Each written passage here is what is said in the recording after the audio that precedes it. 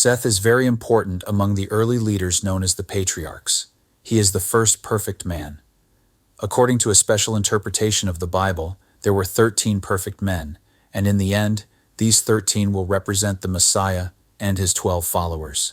This idea connects to what Christ said, "Before Abraham was I am, and you were with me before the worlds were."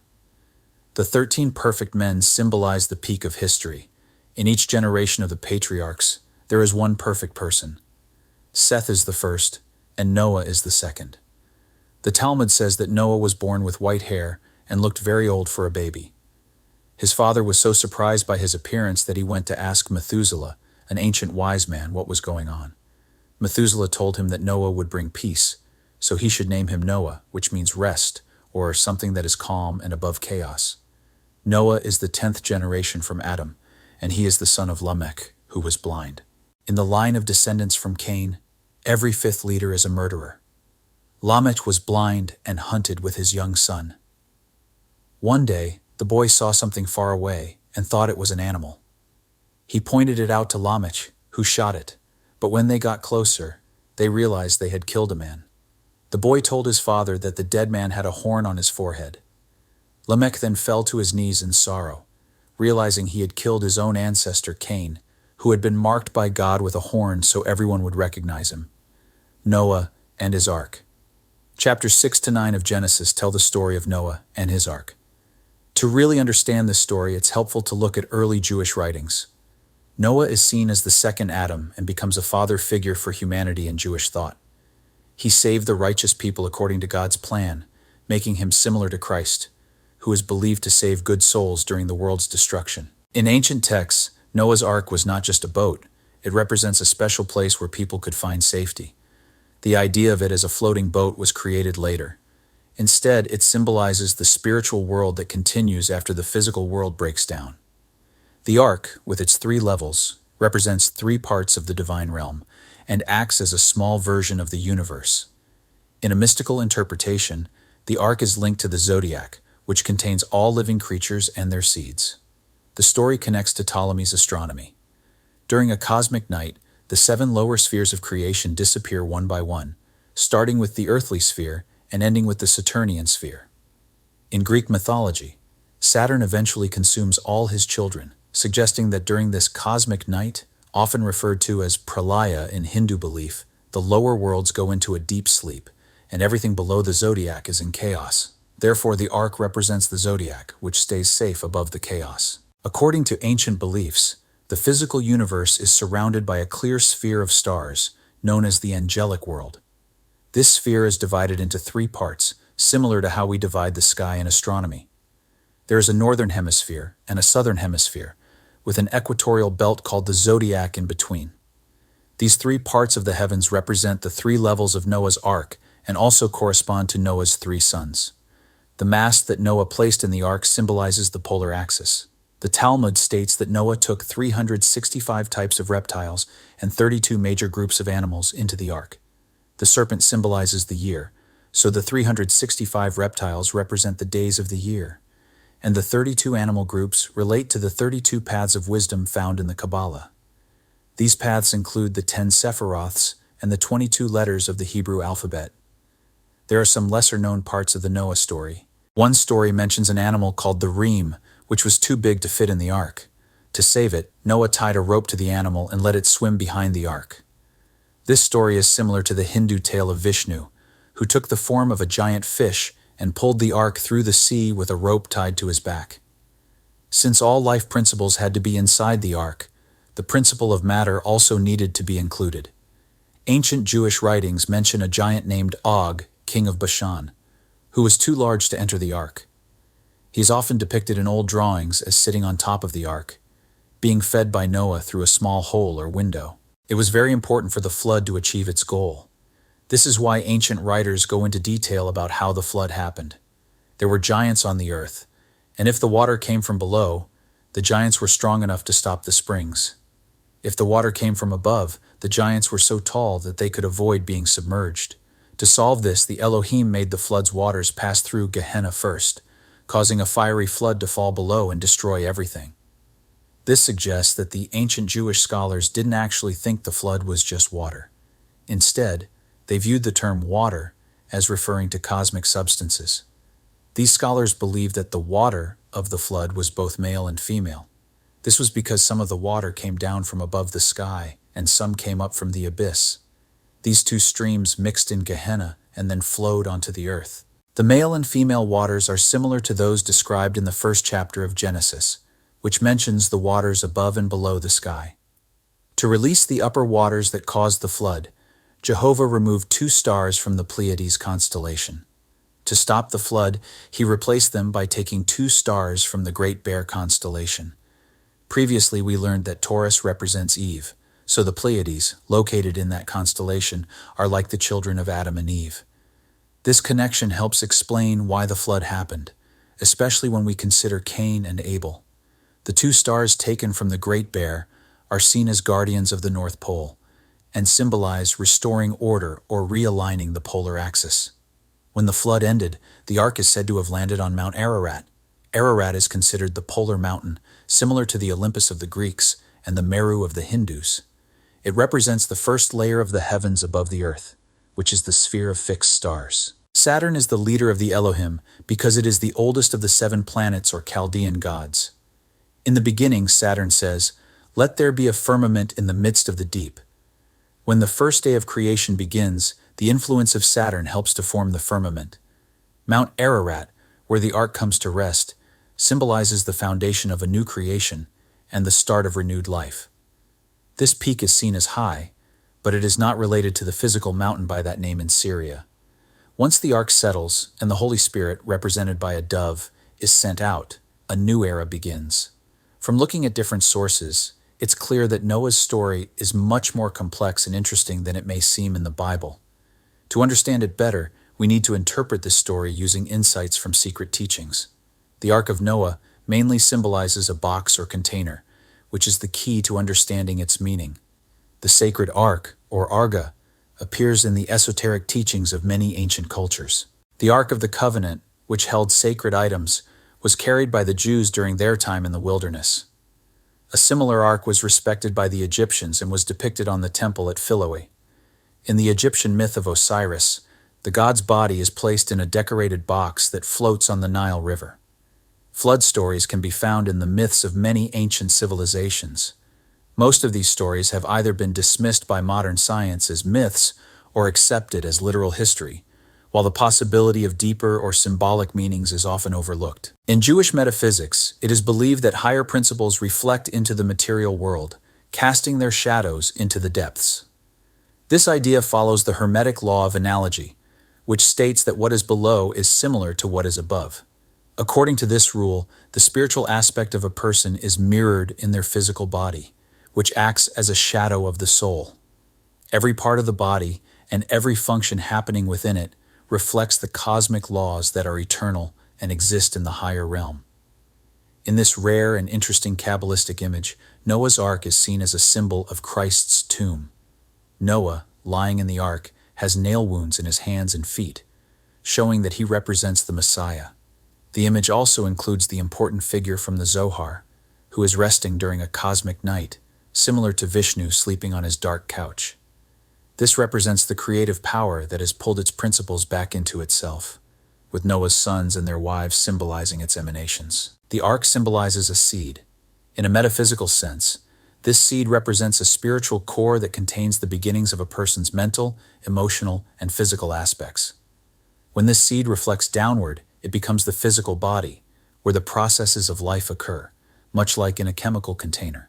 Therefore, a physical person is a single living being that comes from a spiritual unity.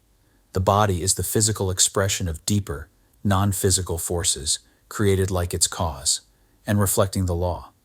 Plato compares the body to an oyster shell, and also calls it the tomb of the soul. This tomb, or burial place, is similar to Noah's Ark. A careful thinker will see that the story of the flood has 2 very different meanings, one related to the causes behind events, and the other related to their effects. It's impressive how ancient writers included many meanings in their texts, making their work relevant to everyone. We've learned that Adam represents the spiritual aspect of humanity, the higher face of the microcosm, and the eternal self. Noah is seen as the second Adam, reflecting the eternal self in the temporary universe. Metaphysically, Noah represents the ego that brings forth the three parts of the human personality. Noah's three sons symbolize the mental, emotional, and physical aspects of a person. Their wives, called Saktis in Hinduism, represent the brain, heart, and reproductive system. This creates a complete picture. Noah is the ego. His wife represents material essence. His sons are the aspects of his being, and their wives are the physical parts of those aspects. Everything is contained within the aura, which is the ark, or as Hindus call it, the ego. According to the writing, Jehovah Elohim was upset with the evils in the world and decided to destroy his creation. However, to ensure that the principles of this creation wouldn't disappear, he instructed one just man, Noah, and his family to build the ark, take all forms of life into it, and float safely above the chaos. This means, first, that when the universe breaks down, the principles of life are withdrawn from the material world and rest in a cosmic seed, waiting for the gods to create new worlds. Second, at the end of a major cycle of life on Earth, like humanity, the human principles return to their spiritual forms and rest until new bodies are made for them in the next cycle. Third, at the end of each physical life, the spiritual aspects of a person return to the ego, resting there in the afterlife until the principle of rebirth creates a new body, a new heaven, and a new earth. Then, these principles come back to life in the mystery of birth and growth. However, it's important to remember that this story has two different meanings. The second interpretation is that the ark represents the body instead of the seed. In the Apocalypse, it says that for 42 months, the Gentiles will walk over the outer part of the temple. It also mentions that for 42 years or periods of time, a seven-headed serpent will have the power to speak against the truth. The number 42 is a significant Kabbalistic number, often disguised as the number 40, just like the number 70 in the Old Testament actually means 72. For example, Jesus fasts for 40 days and nights in the wilderness, just as Noah floats for 40 days and nights during the flood. This connection suggests that Noah and Jesus represent the same principle. Numbers are often overlooked in some forms of Kabbalah, so the 144,000 mentioned in Revelation can be simplified to 144, or 12 times 12, which relates to the cycles of the Zodiac. Therefore, Noah's 40 days can represent 4 cycles or periods. One way to interpret this is as the 4 races in the cycle of involution, which ends with the Atlantean or 4th root race. The ark symbolizes the physical universe where the souls of humans and all living things are kept during the process of involution. The outer world, or temporary existence, is seen as chaos. A person is a spiritual being living in a material world, like light surrounded by darkness. They are a cosmos floating in chaos, with the potential for wisdom amidst ignorance, which represents the unknown. The 40 days of Jesus in the wilderness symbolize the struggles of the human soul seeking understanding.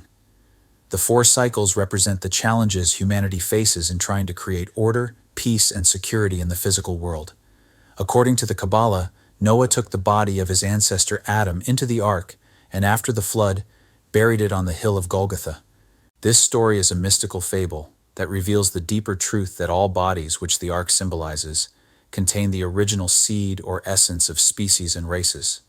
Adam, not just as a person, but as a life principle, lives on in his descendants, and is the true source of fertility that makes all things fruitful. Adam continues in his offspring, just like all causes exist in their effects. In Greek mythology, there is a lineage of gods that comes from the first and eternal principle, known as unaging time. In the material world, this primordial principle is represented by Zeus, who is seen as the son of the first cause. If we view the primordial Adam as a symbol of the eternal life principle, then Noah, like Zeus, is the earthly representation or direct descendant of the first cause. This is why Kabbalists refer to Noah as the second Adam, the secondary father of the races on earth.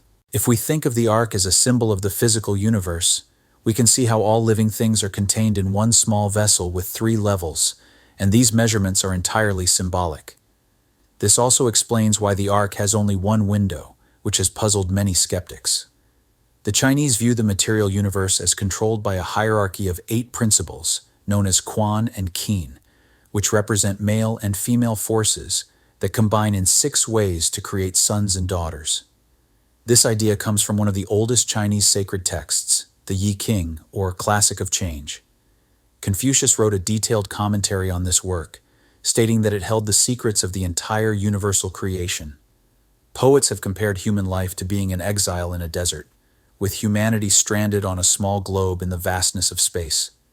In Jewish metaphysics, the ark symbolizes the planet or solar system floating in a sea of cosmic space, filled with many types of living things. The story of the flood is part of the larger tale of the fall of man, told in a different way but still holding important secrets for the wise.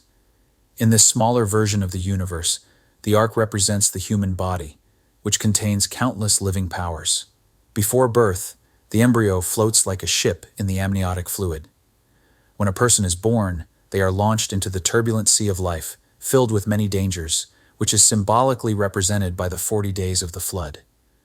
Noah listened to the voice of the Lord, meaning he lived by the law, improved his soul, and gained wisdom from the experiences of life. Because of this, the Lord protects Noah's life and safely brings the ark to a place of enlightenment on Mount Ararat. Part of the 33rd degree of Freemasonry includes an interpretation of the symbolism of Noah and his ark. Viewed mystically, the flood story represents a wise person's ability to overcome challenges. It symbolizes a philosopher enduring the struggles against ignorance and a wise mystic navigating safely through chaos. Other interpretations should also be explored.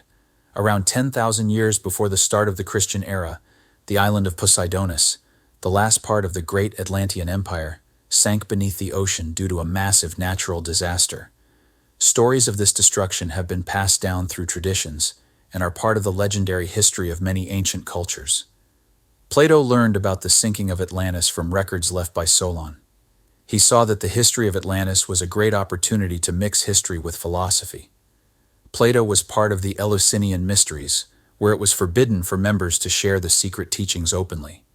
So he cleverly hid the deeper meaning of the fall of man and the nature of the human soul in his story about Atlantis. The loss of this ancient empire was used to symbolize the fall of angels. Atlantis, with its large population, represented the spiritual realm that became trapped in the physical world. The sea engulfing a great race symbolizes matter overwhelming the hierarchy of human souls at the start of the cycle of existence. To understand this better, one can compare Plato's account with the Pythagorean system of mathematics. The city described in concentric circles of land and water was not a real community, but represented the solar system, as anyone who diagrams Plato's description can see. Just as Plato used the story of the lost continent to illustrate humanity's lost spiritual state, cultures like the Hindus, Chinese, Chaldeans, Mayans, and Jews did the same. There is a clear connection between the story of Noah and the lost Atlantis. But many writers have not been able to see the link between Noah, Atlantis, and a third spiritual tradition. Noah, who's described as having white hair and looking old from birth, symbolizes the mind or the higher part of ourselves, separate from the confusion of the material world.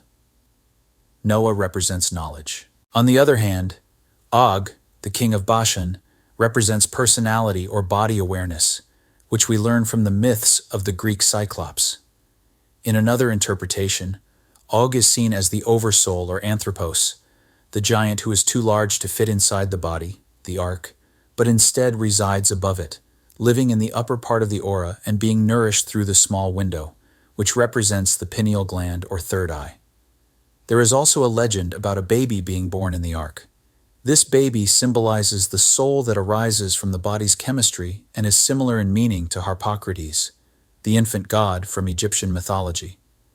This infant represents the celestial self or the inner Christ, born among the animals, showing that Noah's ark and the manger in Bethlehem have the same significance.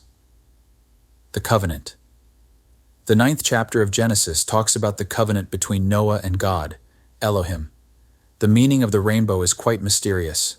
In Genesis 9:13, God says, "I set my bow in the cloud, and it shall be a sign of the covenant between me and the earth." In ancient cultures, the rainbow was seen as a bridge connecting heaven and earth. In Norse mythology, this bridge is called Bifrost, which the gods used to reach their royal palace in Asgard. The 7 colors of the rainbow were sacred to the creating gods, and early priests used different colors in their garments to signify their ranks and roles. In the Christian Church, certain colors are also linked to saints and divine figures. The Gnostics connected colors and sounds, assigning musical tones to vowels. Just as white light from the sun contains all the colors of the spectrum, the divine light of God, although colorless, holds the spectrum of the creating principles or gods that emerge from it to form the worlds. The ancient peoples may not have fully understood our modern ideas about light and color, but they did connect the 7 colors to planets, worlds, invisible heavens, orders of angels, and aspects of the divine. Therefore, the rainbow is a fitting symbol of divine power, displaying the colors of the 7 worlds. The appearance of the rainbow after the flood represented the release of energy from the Logos through its 7 principles, which are the builders of the cosmos. According to the Kabbalah, the restored universe is divided among Noah's sons, who symbolize a creative triad. Shem is given the center of the world, or the central band of constellations known as the Zodiac, according to the Chaldeans. Japheth is assigned the northern part of the world and its constellations, while Ham is given the southern parts of the heavens and the earth. In the Grand Man of the Zohar, Shem receives the heart as his domain. Japheth receives the brain, and Ham is given the reproductive system. Thus, consciousness, Shem, intelligence, Japheth, and force, Ham, are the creative triad that reappears after oblivion. Ham is called the Dark One because he represents the physical universe and the dark earth, which is a fitting symbol for him. From Shem, Japheth, and Ham, all human races descend, and this new humanity is collectively referred to as Israel. The term Israel does not refer specifically to Jews, but to all humanity. The evolution of humans after the Atlantean flood is symbolically illustrated by the journeys of the 12 tribes of Israel. These tribes represent the 12 groups of people influenced by the 12 signs of the Zodiac, the Tower of Babel. In ancient Hebrew, the word translated as ladder can also mean a hill, mound, or any structure that allows for climbing. This suggests that the Jews might have used the term ladder to refer to buildings like pyramids. Many early drawings of the Tower of Babel depicted as a type of structure known as a ziggurat, which was an astronomical observation tower. A ziggurat was an artificial hill with a spiral staircase going around the outside. Some remnants of these buildings still exist, and reconstructions of the Hanging Gardens of Babylon often show this kind of structure. According to the Jesuit priest Athanasius Kircher, the Tower of Babel was likely an astronomical tower built by the descendants and followers of Nimrod, the mighty hunter. This tower, made from mud and held together with slime, can be seen as a prototype for Jacob's ladder, which leads through the 7 worlds to the sphere of the Zodiac. The story of the Tower of Babel has several meanings. 1. World Mountain. It represents sacred mountains like Asgard, Meru, Olympus, and the Axis Mountain from ancient Egyptian beliefs, symbolizing the North Pole. 2. Mystery School. It serves as a ladder of knowledge, where each step represents a level of initiation. As a person climbs through these sacred steps, they are believed to be moving closer to the gods. The levels of the ziggurat symbolize different levels of awareness that the human soul experiences on its journey to understanding reality. 3. Physical Earth. The Tower of Babel symbolizes the earth itself. Ancient ziggurats usually had 7 steps and 6 platforms rising from a base. Here the base represents physical matter, and the 6 platforms represent higher, non-physical aspects of the earth. 4. Human body. The Tower of Babel reflects the 7 parts of the human body, which through development and growth allows a person to become like a god, able to understand good and evil. 5. Astronomical monument. The Tower of Babel was also a physical structure for observing the stars. The Magian stargazers who climbed this tower to study the stars were believed to be in touch with the gods. In the biblical story, Babel represents humanity's pride. In the end, the gods mixed up people's languages and stopped the construction of the towers, which is why the word Babel has come to mean confusion of speech. The original word was related to Babylon. This confusion of languages symbolizes the corruption of ancient mysteries and the loss of knowledge that came as a punishment for misusing sacred rituals. The secrets of deep wisdom were lost, and similar to Greek mythology, the gods punished people for their arrogance and pride. The Jewish story of Babel is similar to the Greek myth of Prometheus. While studying the stars from the Tower of Babel, the Chaldean stargazers discovered sacred alphabets based on constellations. These alphabets later appear in the story of the handwriting on the wall during King Belshazzar's feast. The Hebrew alphabet consists of letters that are derived from star groups. For more information about the sacred alphabet, students can refer to Gaffarel's Unheard of Curiosities concerning the talismanic magic of the Persians. There are many opinions about when Enoch lived. Some people believe he lived before the flood and wrote down the knowledge of ancient times on pillars that survived the destruction of Atlantis. The Greek philosopher Solon, who visited Egypt in the 6th century BC, said he saw these pillars in an underground temple by the Nile. In Kabbalistic stories, Enoch is considered a messenger of God and one of the perfected beings.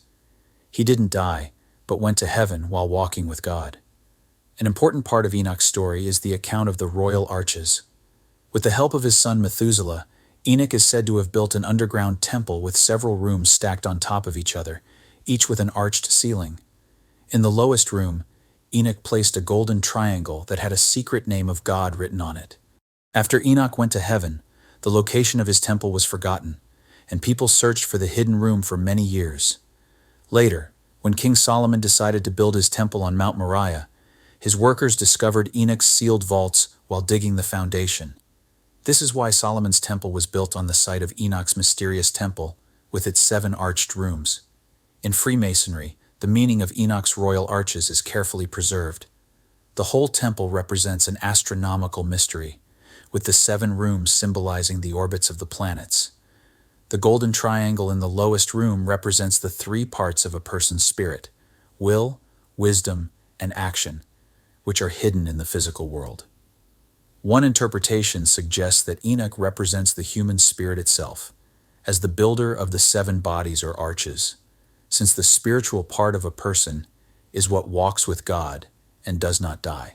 The name Abraham means a Brahmin, and it seems to suggest that some Eastern philosophy was brought into Jewish history at some point. Abraham meets Melchizedek, and this meeting is the first record of the Eucharist ceremony. It is commonly thought that Melchizedek means king of righteousness, but this is not entirely accurate. Melchizedek actually means hail to, or honor to, or power to Sedek, so it can be translated as the authority of Sedek, or Sedek is king. Therefore, Melchizedek, prince of Salem, means Sedek is the king of Salem. The word Sedek has Egyptian roots. Sedek was considered the father of the artificer gods of Egypt. The 7 gods known as the Kabiri are the children of Sedek. So, Melchizedek can be seen as the father of the planets, or, in astronomical terms, the sun.